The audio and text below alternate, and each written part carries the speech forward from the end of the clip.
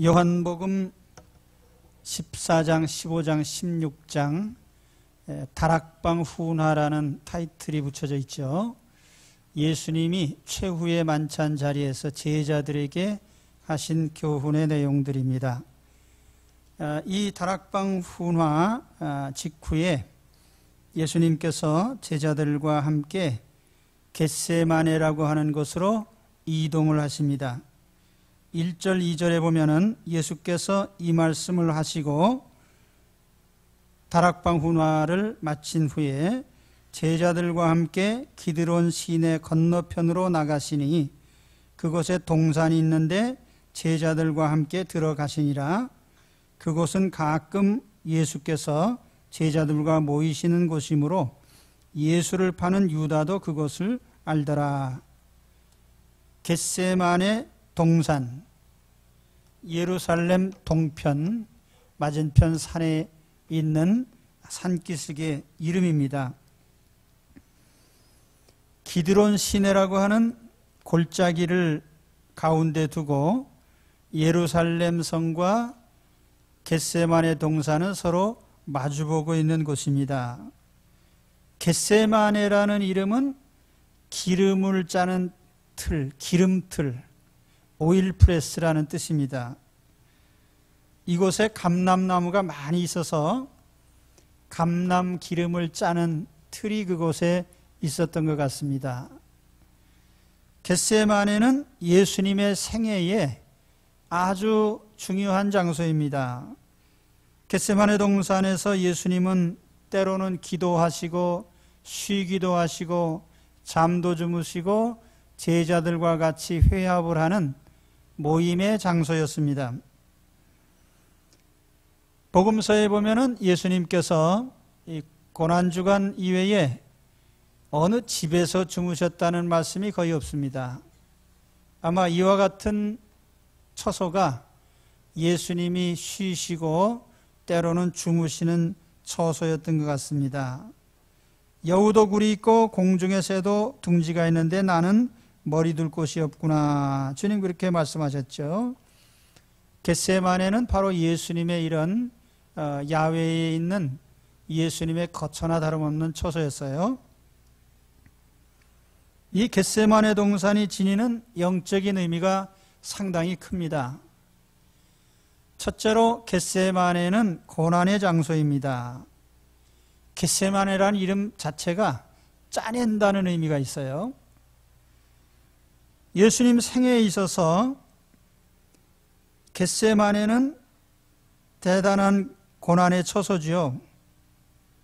그곳에서 이슬을 맞으면서 기도도 하셨고 또 오늘 보시듯이 이곳에서 군병들에게 붙잡혀서 십자가에 죽으시기까지 붙잡히신 처소입니다. 위치적으로 보면은 겟세마네는 예루살렘을 건너서 기드론이라는 골짜기를 건너야 겟세마네에 이르게 되는데 이 기드론 골짜기라고 하는 것이 또 상당한 의미가 있는 장소예요. 기드론이라는 말 자체가 어둡다는 뜻입니다. dark, 어둡다는 뜻인데 구약에 보면은 기드론은 어둠의 역사가 있는 곳이에요. 그곳에서 우상 제물을 불사르기도 했고 때로는 우상 자체를 그곳에서 불사르기도 했습니다. 다윗의 생애에 보면 다윗은 메시아의 그림자라고 하잖아요. 다윗의 생애의 어두운 시절이 이 기드론 골짜기와 연관이 있습니다.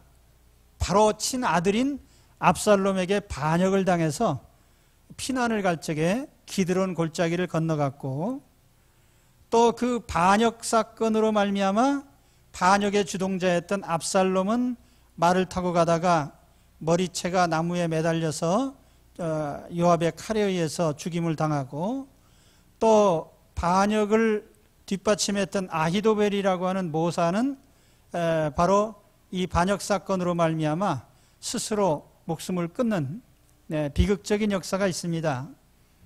그런데 다윗과 반역의 그 관계가 묘하게 예수님과 반역을 당하신 예수님의 역사와 이렇게 같이 대조가 됩니다. 그래서 예수님 반역했던 가룟 유다도 역시 이 예수님께서 이 기드론을 건너서 고난의 장소로 가셨고, 또 예수님을 반역했던 가룟 유다 역시 스스로 목숨을 끊는 비극적인 역사를 보여주죠. 그래서 이 기드론이라고 하는 것이 역사의 어두운 자취가 있는 곳이다. 그 기드론 건너 바로 겟세마네 고난의 처소가 있죠. 오늘 주님은 바로 그 겟세마네에서 지상생의 마지막을 맞이하셨어요. 그리고 또 한 가지 겟세마네는 예수 그리스도의 복종과 순종의 장소이기도 합니다. 우리가 겟세마네 동산 하면은 제일 먼저 생각나는 게 예수님 기도하신 장면인데, 그 기도 내용이 뭐였냐면은 내 원대로 말고 아버지의 원대로 하옵소서 하는 하나님의 뜻을 따르겠다고 하는 결단의 기도를 하신 곳입니다. 다시 말하면 십자가를 향해서 나가시면서 십자가의 죽음을 아버지의 뜻이기 때문에 따르겠다고 한 그것이 겟세마네예요. 그래서 어떤 분들은 그런 대조를 합니다. 인류 최초의 동산인 에덴 동산에서는 인류의 시조가 하나님 뜻을 거역했기 때문에 전 인류를 사망으로 몰아넣었는데, 반대편에 예수 그리스도는 겟세마네 동산에서 순종하심으로 모든 인류를 살리는 길로 인도하셨습니다. 그래서 겟세마네는 이와 같이 고난의 처소이면서 예수님께서 하나님의 뜻을 받드신 처소이기도 합니다. 바로 그 겟세마네를 배경으로 오늘 이 예수님 체포당하시는 마지막 장면이 전개가 됩니다. 이 마지막 장면은 두 가지 측면에서 살펴볼 텐데, 첫째는 예수님께서 체포당하시는 장면입니다. 오늘 말씀 3절에 보시면은 유다가 군대와 대제사장들과 바리새인들에게서 얻은 아랫사람들을 데리고 등과 횃불과 무기를 가지고 그리로 오는지라. 여기 나타난 단어들을 잘 유의해 보십시오. 유다, 군대, 아랫사람들, 등과 횃불과 무기. 예수님을 체포하기 위한 장면인데, 우선 여기 군대가 동원이 됩니다. 이 군대는 총독이 파병한 총독의 군대입니다. 군대라고 하는 이 표현, 스페이라라는 헬라어 단어를 썼는데, 라틴어로 하면 코홀스라는 단어입니다. 코홀스. 흔히 대대를 가리키는 말이고, 또 로마 군제로 하면은 대개 하나 군단이 6,000명 정도 되는데 그 10분의 1쯤 되는 군대 규모를 코홀스라고 이렇게 불렀어요. 그런데 예루살렘에는 이 로마 총독이 다스리는 수하에 이 바로 코홀스 군대들이 주둔을 하고 있었습니다. 가장 가까이에는 안토니아 요새라고 하는 곳이 있었는데, 그곳에 이 총독의 군대들이 상주하고 있었고, 대략 이때에 한 200여 명의, 최소한 200여 명의 군인들이 동원되지 않았을까 추측을 합니다. 왜냐하면 사도 바울이 호송당할 때도 보면은 그 정도의 군인들이 호송을 한 걸 볼 수가 있어요. 그래서 예수님을 체포하기 위해서 최소한 이 코홀스에 속한 수백 명의 군인이 동원이 됐다. 또 하나는 대제사장과 여기 바리새인들이 보낸 아랫사람들이라고 하는데, 정확히 말하면 성전에 근무하는 성전 경비병들입니다. 이 사람들은 평소 무장을 하지 않는데, 그럼에도 불구하고 오늘 말씀 보면은 칼과 몽치 이런 걸 들고 동원이 됐고, 물론 여기에 앞장선 것은 가룟 유다입니다.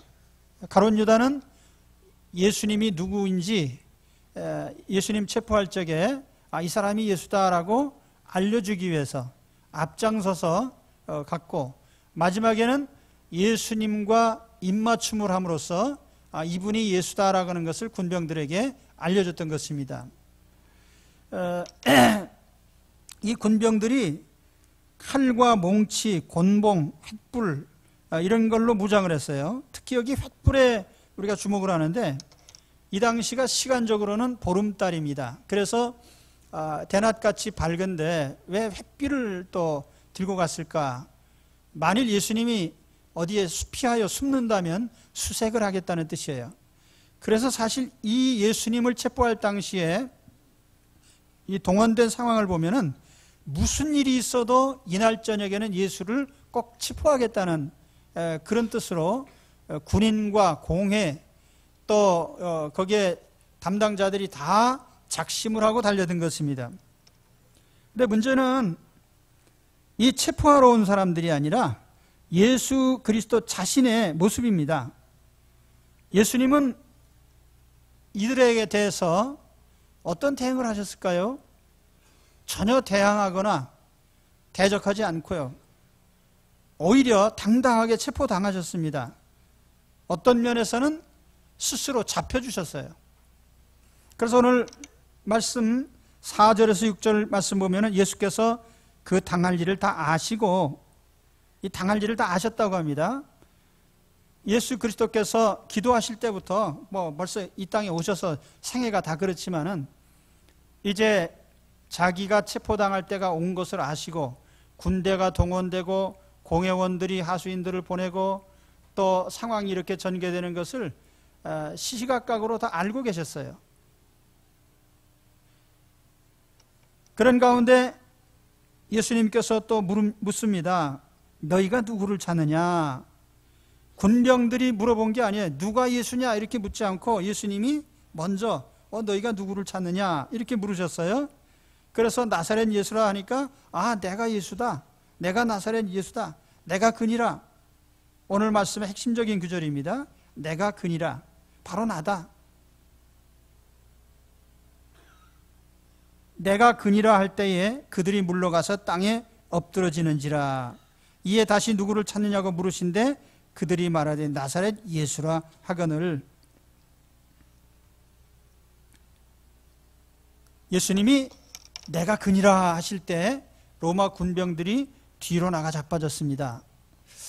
이 장면에 대해서도 또 주석가들은 두 가지 해석을 합니다. 어떤 주석가는 이때 맨 앞에 섰던 군병들이 여러 겹으로 이렇게 다가오다가 예수님이 내가 바로 그 사람이다 라고 할 때 너무나 당황한 나머지 놀라서 맨 앞에 있던 사람이 뒤로 넘어지는 바람에 뒤에 있던 사람이 줄줄이 넘어졌다. 재미있는 해석이죠. 그리고 또 한 가지 해석은 예수님께서 내가 그니라 라고 말할 때에 이적적으로 그 사람들이 뒤로 나가 떨어졌다는 겁니다. 이적으로 나가 떨어졌든지 아니면 놀래서 자빠졌든지 아무튼 놀란 건 사실이고 넘어진 건 사실인데 중요한 것은 예수님의 당당한 모습이에요.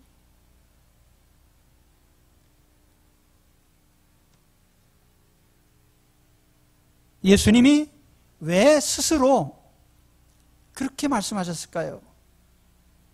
너희가 찾는 사람이 바로 나야. 나를 잡아가라. 그래 내가 여기 있다. 이 말의 뜻이 뭐겠습니까? 내가 책임자다. 내가 책임진다. 날 잡아가라. 너희들이 무슨 책임을 묻는다면 내가 책임지겠다. 바로 예수님이 사명과 책임 때문에 당당히 체포를 당하신 것입니다. 체포당하시고 구금당하고 구타당하고 모욕적인 재판을 받고 죽기까지, 여기에는 예수님의 십자가를 지시는 사명과 책임이 충만해 있었습니다. 자, 오늘 우리가 따라야 될 길이 바로 그 길입니다. 사명에 죽고 사명에 살고, 사명과 책임. 내 책임이 십자가를 지는 일이라면 누가 찾기 전에 스스로 져야 됩니다. 당신들이 찾는 책임자는 바로 납니다. 내가 책임을 집니다. 나에게 책임을 지우시오. 필요하다면 나를 붙잡아 가시오. 우리 그리스도인들은 책임을 지는 사람들입니다.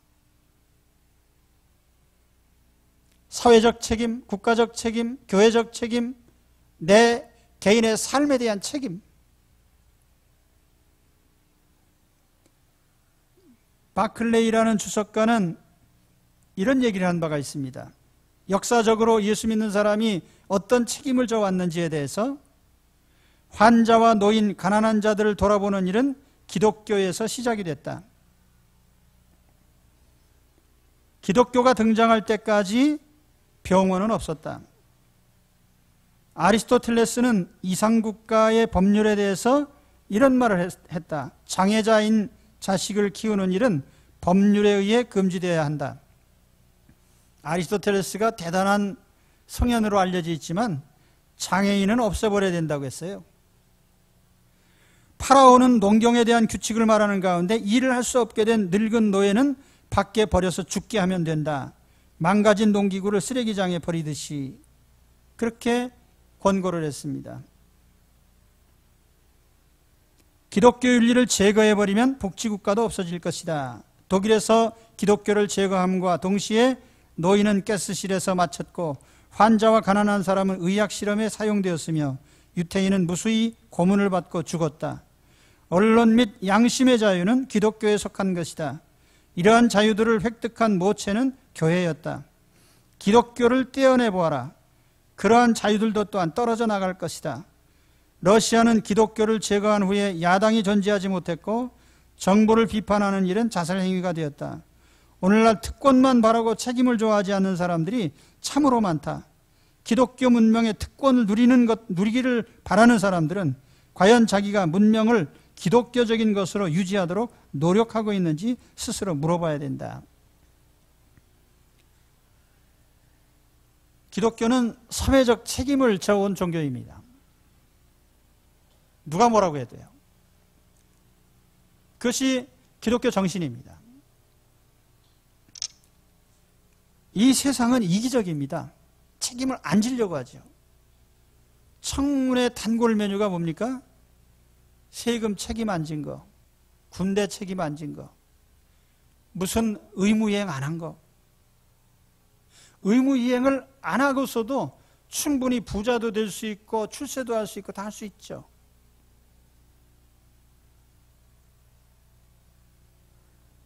그러나 우리 하나님이 우리에게 바라시는 것은 책임을 이행하는 것입니다.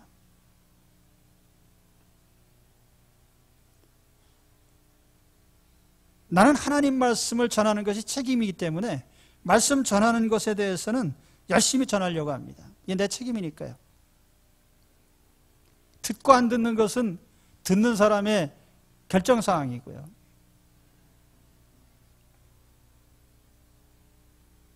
여러분, 오늘 나는 하나님이 주신 책임 때문에 스스로 붙잡히고 있습니까? 책임이란 것은 반드시 희생을 동반하게 돼 있어요. 손해 안 보고 책임지는 일은 거의 없습니다. 여러분, 누구에게 재정보증 썼다가 손해나신 분들이 많이 있는데 책임지겠다는 것은 손해를 볼 수도 있다는 거예요. 금전적인 책임, 때로는 우리의 시간의 손실, 또는 체면이 손상되고 육체적인 고난을 당하고 모욕을 당하고 오해를 당하고 책임지는 일은 쉬운 일이 아닙니다. 그래서 예수님은 책임을 지시기 위해서 선한 목자, 나는 선한 목자라, 나는 양들을 위해서 목숨을 버린다. 양을 지키기 위해서. 오늘 말씀에도 보세요. 예수님이 십자가를 지시면서 여기 체포당하시면서 뭐라고 하셨습니까? 내가 나사렛 예수다. 그러니 나와 같이 있는 사람들은 풀어줘라. 예수님은 붙잡혀서 죽으시고 예수님의 양들은 풀려나는 것이 바로 복음이에요. 오늘 우리가 예수 그리스도께서 십자가에 죽으시고 체포당하시는 바람에 우리가 풀려난 줄 믿습니다. 우리가 영적 자유를 얻고 생명을 얻고 자유인이 되었습니다. 마귀의 수하에서 풀려나게 됐습니다. 예수님의 붙잡히심은 우리에게는 자유를 주는 계기가 됐습니다. 오늘 나의 책임이 무엇입니까? 우리 하나님께 대한 책임이 있죠. 예배도 드리고 말씀도 듣고 기도하고 전도할 책임이 있죠. 이웃을 돌아보고 위로하고 바로잡고 바르게 살아야 될 책임이 있습니다. 사실 우리가 살아가는 삶의 모든 것은 책임과 함께하는 것입니다. 내가 어떤 조건을 가지고 있다는 것은 그 조건 자체가 책임입니다. 내가 돈을 가지고 있으면 돈에 대한 책임져야 돼요. 내가 건강을 가지고 있으면 건강에 대한 책임을 져야 돼요. 왜 건강한지, 어디다 써야 되는지. 내가 시간이 많이 있으면 시간에 대한 청지기로서의 책임이 있어요. 내가 남이 갖지 못한 재능이 있다면 그 재능에 대한 책임을 져야 됩니다. 가정을 맡고 있다면 가정에 대한 책임을 져야 되고요. 사회의 일원으로서 사회적 책임을 져야 되고, 국민의 일원으로 국가적 책임을 져야 돼요.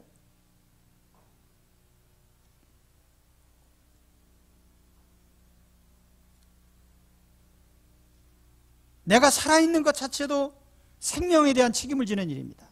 여러분, 생명값을 하시기 바랍니다. 생명값. 살아있는 값어치를 하셔야 생명에 대한, 존재에 대한 책임을 지는 거예요. 믿으십니까? 살아있는 것 자체가 책임질 일이에요. 하나님 앞에는. 겨우 연명하는 것이 우리 존재의 가치가 아닙니다. 내가 가지고 있는 모든 삶에 대해서 책임을 져야 됩니다. 예수 믿는 사람. 우연히 산다고 진화론을 믿는 사람들은 책임 안 져도 상관없어요. 우연히 살다 가면 그만이니까. 우연히 태어나서 우연히 존재하다가 우연히 김씨가 되고, 우연히 무슨 직업을 얻고, 뭐 우연히 누구 만나 결혼하고, 뭐 우연히 자식도 낳고, 때로는 버리기도 하고 기르기도 하고, 뭐 지멋대로 하는 거죠. 예. 그러나 하나님이 내 인생을 주셨다고 우리가 판단한다면 내 인생에 주신 모든 조건에 대해서 책임을 지셔야 돼요. 믿습니까? 예. 2013년 2월 17일 날 교회 왔더니 책임지라고 하더라. 예. 뭔가 좀 짐을 벗으려고 했더니 하나 더 씌워줘요. 여러분, 책임지셔야 됩니다. 때로는 십자가도 지셔야 되고요. 죽으라고 하면 죽어야 되는 것이고, 때로는 스스로 잡혀야 되면 잡혀야 되는 거예요. 그것이 책임지는 일이거든요. 그것이 예수님 십자가에 달리시기 위해서 겟세마네에서 주님이 당하신 일이에요. 책임을 지시기 바랍니다. 내 삶에 대해서요. 하나님 앞에, 인생을 주신 하나님 앞에 책임을 지셔야 됩니다. 두 번째는 베드로가 칼 뽑은 얘기입니다. 10절 말씀해 보시면은, 이에 시몬 베드로가 검을 가졌는데 이것을 빼어 대제사장의 종을 쳐서 오른편 귀를 베어버리니 그 종의 이름은 말고라. 말고, 라틴어식으로는 마르코, 영어식으로는 마크, 우리 성경에 마가.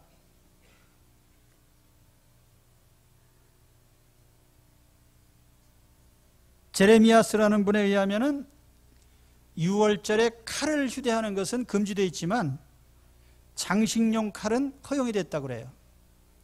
그래서 누가복음 22장 38절에 제자들이 칼 2개를 예수님께 보여드렸어요. 주여, 여기 칼 2개가 있습니다. 그랬더니 주님께서 족하다. 그 족하다고 하신 것은 무기로서의 칼 용도를 얘기한 것이 아니라 장식용으로 가지고 다니는 그 정도면 충분하다. 베드로가 뽑은 칼은요, 무기가 아니에요. 그냥 장식용으로 들고 다니는 칼이에요. 그런데 상황이 너무 급하니까, 군인들이 와가지고 예수님을 붙잡아 가려고 하니까 흥분한 나머지 칼을 뽑아가지고 말고의 귀를 잘랐어요.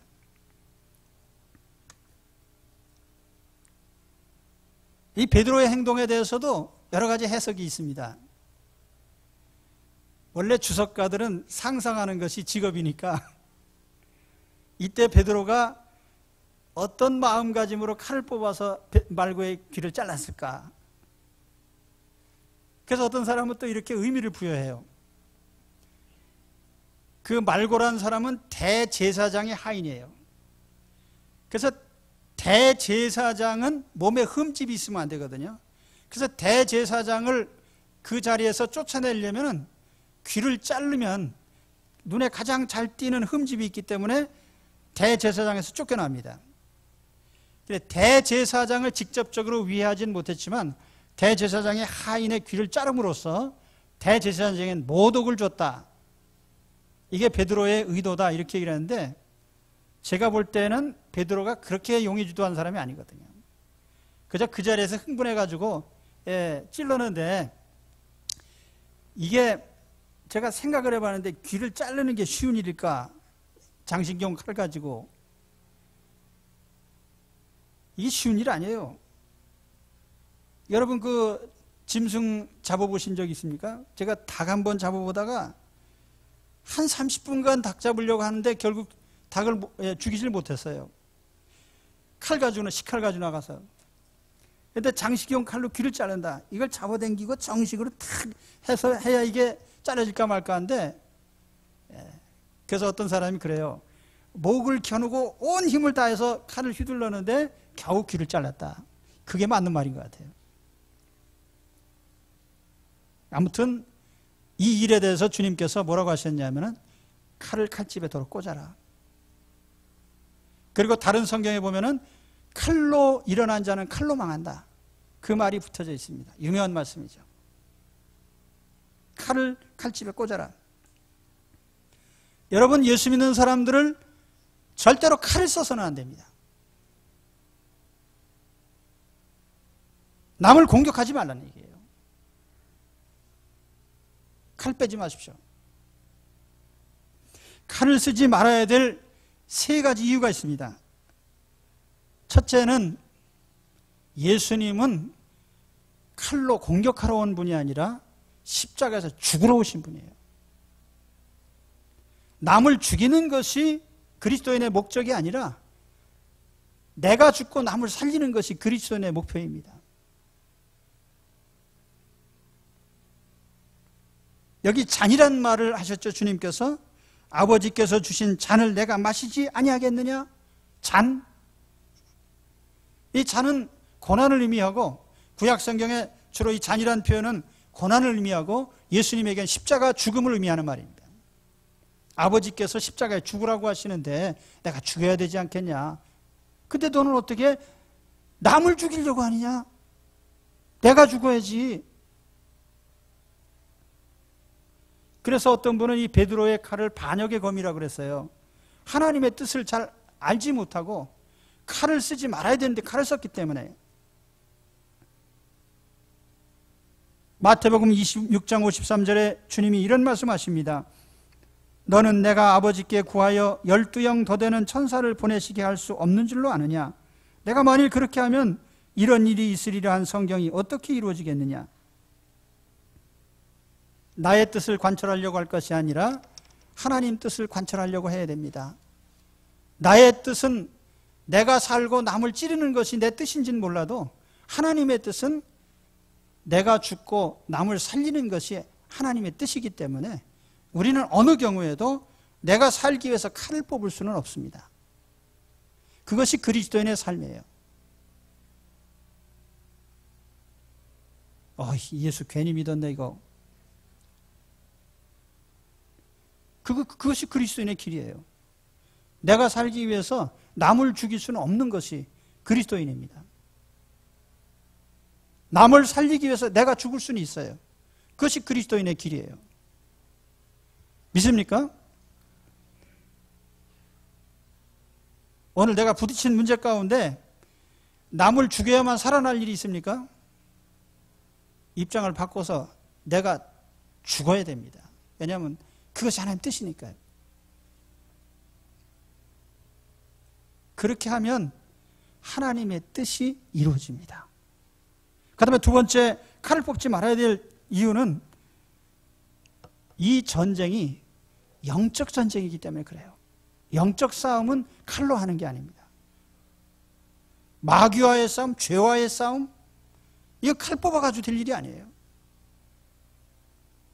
그래서 비어스비 목사님이 베드로의 실패를 4가지로 꼽았는데요. 영어로 표현하면 wrong enemy, wrong weapon, wrong motive, wrong result. 이 4가지를 얘기했습니다.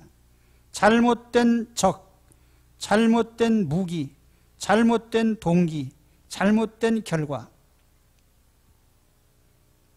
만일 우리가 콜레라나 페스트를 이겨야 되기 때문에 원자탄을 쓸 수 있겠나? 모기를 박멸하기 위해서 우리가 대포를 동원할 수 있겠나? 이게 격이 안 맞는 거죠. 예수님은 죄와 싸우고 마귀와 싸우고 귀신들과 싸우고 이런 악의 세력과 싸우기 위해서 오셨는데 거기에 칼을 뽑는 것은 하나님 뜻이 아닙니다. 칼로는 마귀도 제압할 수 없고 죄도 이길 수 없고 귀신도 이길 수 없어요. 그래서 성경이 뭐라 합니까? 바울 사도가 에베소 6장 12절에 하신 말씀 보면은 우리의 씨름은 혈과 육에 대한 것이 아니요 정사와 권세와 이 어둠의 세상 주관자들과 하늘에 있는 악의 영들에게 대함이라. 그러므로 하나님의 전신갑주를 취하라.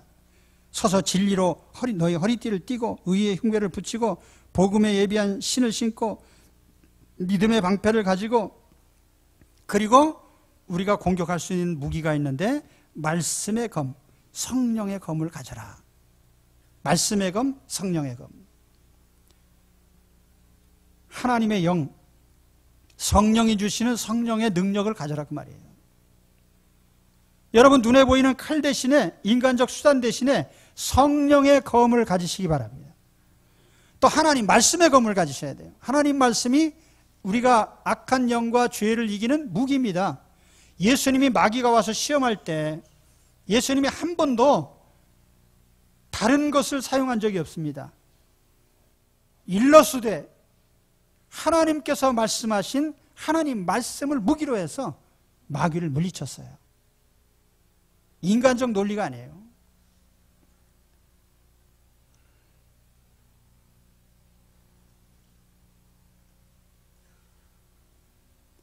칼빈은 베드로의 검에 대해서 이런 평가를 했습니다.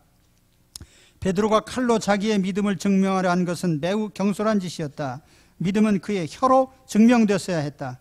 그는 신앙을 고백하게 될 순간에는 부인하고 오히려 명령받지 않은 일에는 소동을 일으켰다. 이러한 충격적인 사례를 보면서 우리는 우리의 열심을 순화시키는 법을 배워야 된다. 육신의 충동적인 욕구는 하나님의 명령 이외의 것을 감히 행하도록 만든다. 하나님 말씀 이외의 것을 하려고 할 때마다 우리의 무식한 열심이 나쁜 결과를 초래한다는 것을 깨달아야 된다.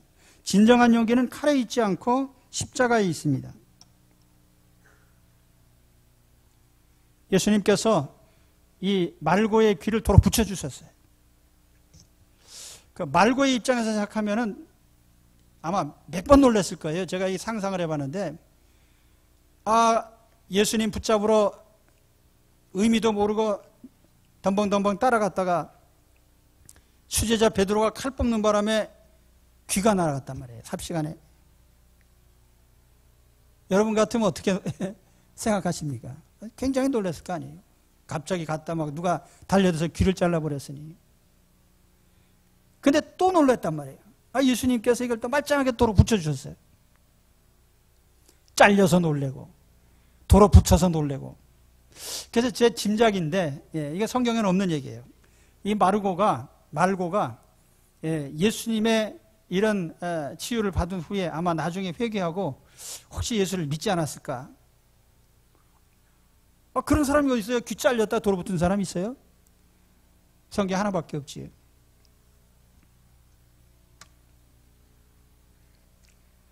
여러분, 이 세상은 전쟁터지만 육신의 칼로 싸우는 전쟁터가 돼서는 안 됩니다.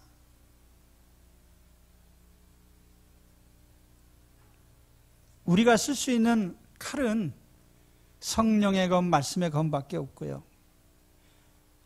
우리가 원수를 향해서 쓸 수 있는 칼은 사랑의 칼밖에 없습니다. 그래서 사랑은 아무 때나 써도 상관없어요. 그러나 원수 갚는 칼은 절대로 쓰면 안 되죠.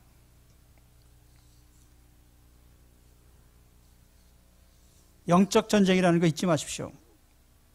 우리가 세상 살아가는 동안에 우리 영적인 전쟁에 이겨야 돼요. 돈으로 이기고 물질로 이기고 영적으로 치면 안 되는 것입니다. 우리가 세상 물질로 져도 영적으로 이겨야 됩니다. 그것이 이기는 겁니다. 그 다음에 칼 뽑지 말아야 될 세 번째 이유는요, 우리가 칼로 주님을 지켜드리는 게 아니에요. 주님은 스스로 지키시고 주님이 우리를 지키시는 것이 정상입니다. 여러분, 오늘 우리는 우리 칼로 우리를 지킬 수 없고 우리가 주님을 지켜드릴 수 없어요. 주님이 우리를 지키시고 주님 자신을 지켜가십니다. 하나님께서 굳이 남의 손을 빌려서 자기를 지키시는 분이 아니에요.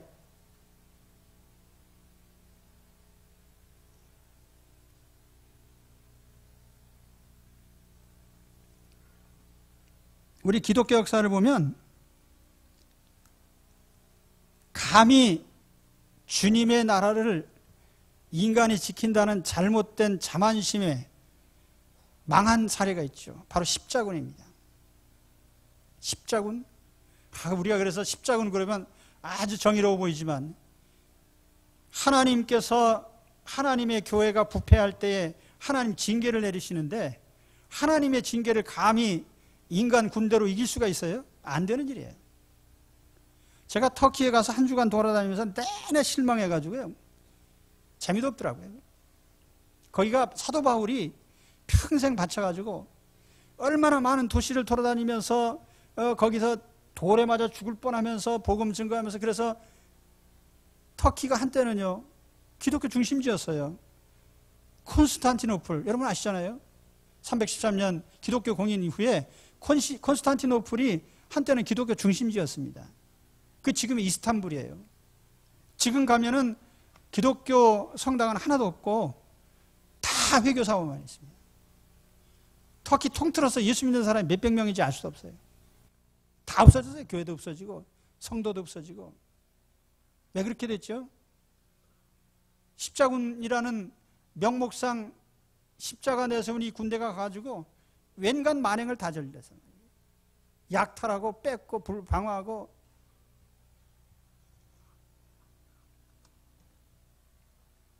십자가만 내걸었다고 해서 우리가 예수 믿는 사람 아니에요. 그리고 오늘날에도 교회를 인간적으로 지키려고 하는 사람들이 많습니다. 오늘날 교회들 보면은 뭐 교회를 지키는 무슨 모임? 이 세상 사람들이 하니까 교회도 따라해요. 그런 건방진 일을 하지 마시기 바랍니다. 교회를 지키기는 누가 지켜요? 교회는 예수님이 지키고 하나님 자신이 지키시죠.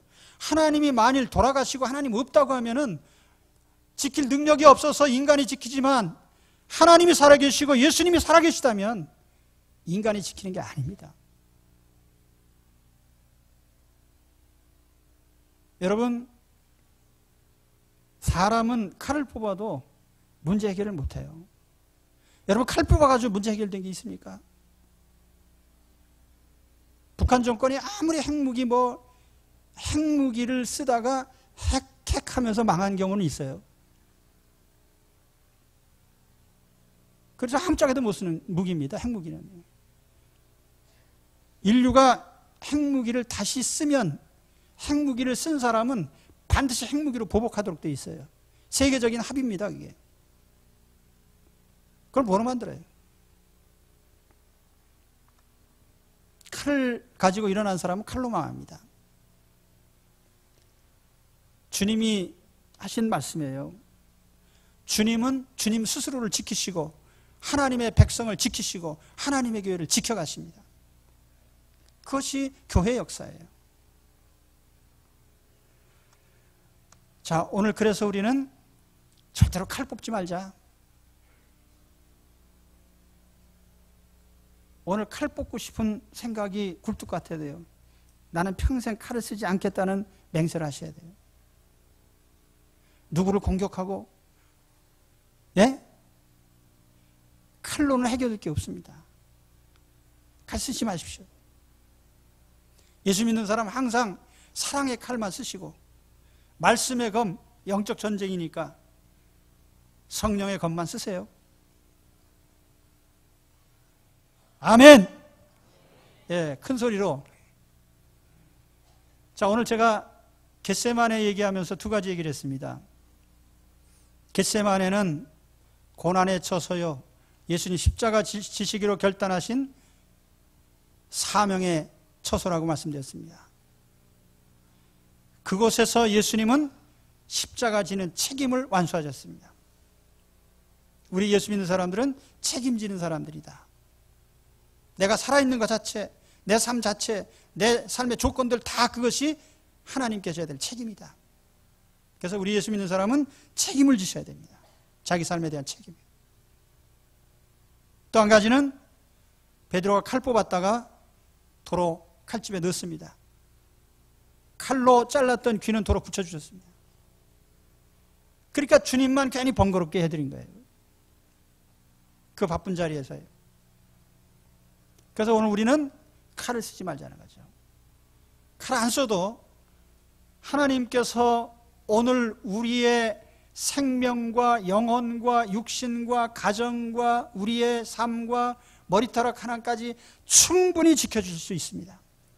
주님께서요. 칼 안 쓰셔도요. 우리 주님의 이름으로 칼로 이기지 마시고 이제는 하나님의 은사로, 능력으로 이기시는 여러분 되시기를 주의 이름으로 축원합니다. 그래서 우리 주 예수님의 이름으로 승리하시기를 주의 이름으로 축원합니다. 예, 기도하겠습니다.